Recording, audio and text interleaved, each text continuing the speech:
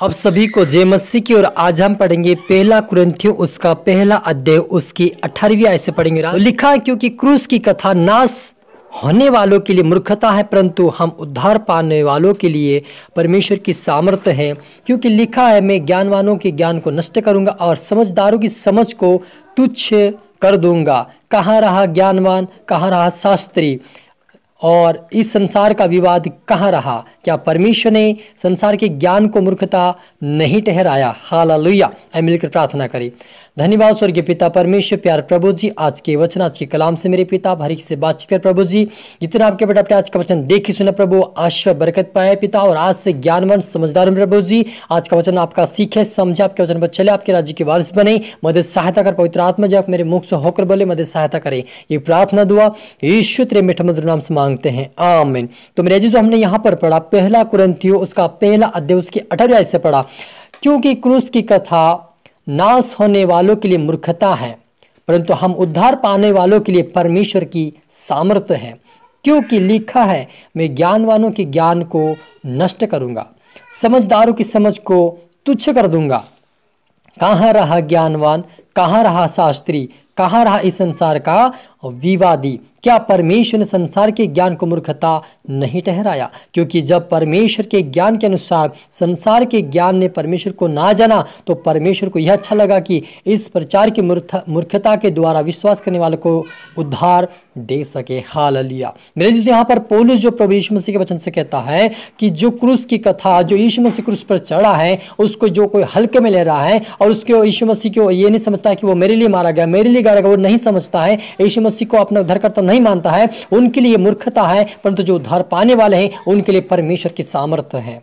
Hallelujah. मेरे जीजो, आप और मैं प्रभु यीशु मसीह को उद्धारकर्ता माना है, तो वह हमारा उद्धारकर्ता परमेश्वर हमें सामर्थ्य भी देगा। क्योंकि वह कहता है कि लिखा कि ज्ञानवानों के ज्ञान को मैं नष्ट कर दूंगा। मेरे अजीजों, जो संसार में जो अपने आप को ज्ञानी समझता है, अपने आप को समझदार समझता है और परमेश्वर का वचन सुनकर अनसुना करता है और अपनी मनमानी करता है, ऐसे लोगों को परमेश्वर कहता है कि उनके सारे ज्ञान को मैं नष्ट कर दूंगा और समझदारों की समझ को मैं तुच्छ कर दूंगा। मेरे अजीजों, जिस समय 2020 और 21 में, उस समय जब कोरोना वायरस आया, तो सारे लोगों को ज्ञानवान नष्ट हो चुका था, उनके सारी समझ को तुच्छ कर दिया परमेश्वर ने। क्यों? कि कोई भी उनका इलाज नहीं मिला। लेकिन जितने लोगों ने परमेश्वर के पास आए, जब उन्होंने प्रार्थना करवाई, उनकी रिपोर्ट नॉर्मल होगी और वो जीवित रहे। लेकिन लाखों लोग मर गए। क्यों मरे? क्योंकि उन्होंने अपने ज्ञान का और अपनी समझ का सहारा लिया था। क्योंकि यीशु मसीह के वचन में लिखा है, परमेश्वर कहता है कि तो अपनी समझ का सहारा ना लेना, वरन संपूर्ण मन से यहोवा के ऊपर भरोसा रखना।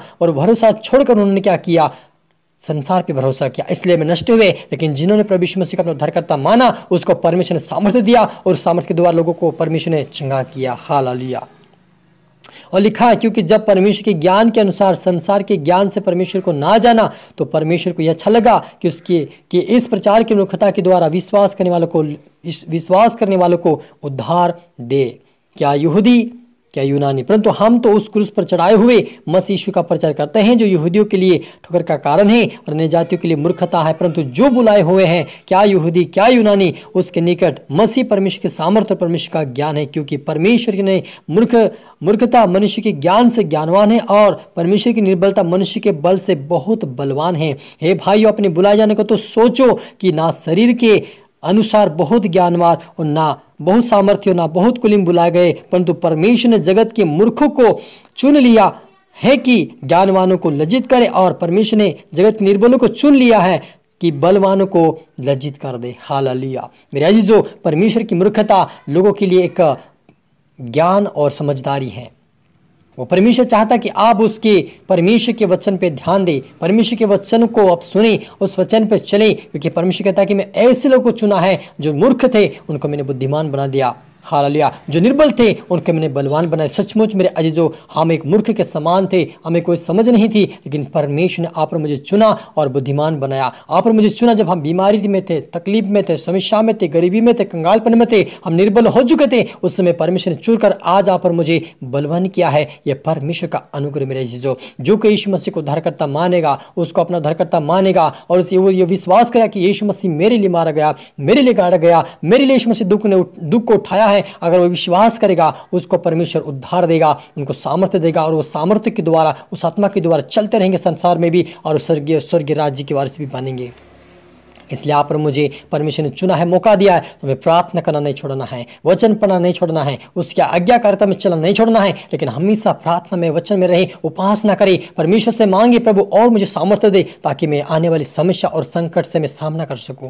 क्योंकि मेरे अजीजों, आने वाले समय में 2025 लग चुका है, 2025, 26, 27, 27 साल तक, 3.5 साल तक एक महामारी चलेगी जो कोई उसका इलाज नहीं मिलेगा। भूखमरी, भूस्खलन और कई प्रकार की समस्या आएगी, लेकिन जो प्रभु में प्रार्थना करेगा, वचन पढ़ेगा, प्रार्थना में बना रहेगा, वचन पे बना रहेगा, अड़ा और खड़ा रहेगा, विश्वास करता रहेगा, प्रार्थना करता रहेगा, उपासना करता रहेगा, उसको परमेश्वर उन महामारी, बीमारी, आने वाली समस्या से बचा लेगा। लेकिन जो प्रार्थना नहीं करेंगे, उससे आज्ञा को नहीं मानेंगे, वो नष्ट के जाएंगे। जैसे 2020 और 21 में हुआ था, कई लोगों ने अपनी जान गंवा दी क्योंकि उन्होंने परमेश्वर की खोज नहीं की, संसार की खोज की। उसी प्रकार से अभी महासंकट का आरंभ हो रहा मेरे जीजो, क्योंकि पहले समय में क्लेश और संकट था, अभी महासंकट का समय है। ऐसी बीमारी, ऐसी महामारी आएगी।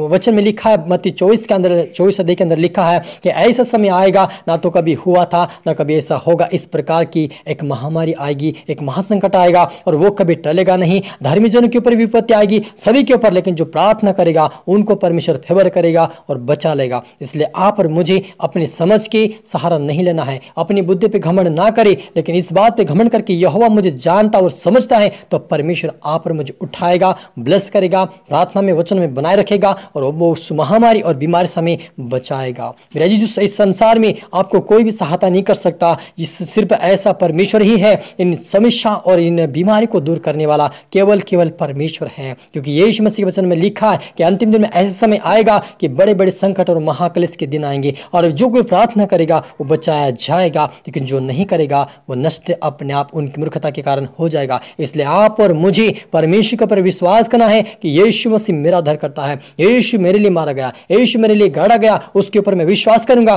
तो आपको परमेश्वर उद्धार देगा और ज्ञान और समझ देगा और सामर्थ्य देगा, ताकि आप उस शारीरिक जीवन के ऊपर और संसार के ऊपर जयवंत पाए, शैतान के ऊपर जयवंत पाए, खुदावन के राज्य के वारिस बने। वो सामर्थ्य प्रभु यीशु मसीह अपने उसके नाम से देगा आपको।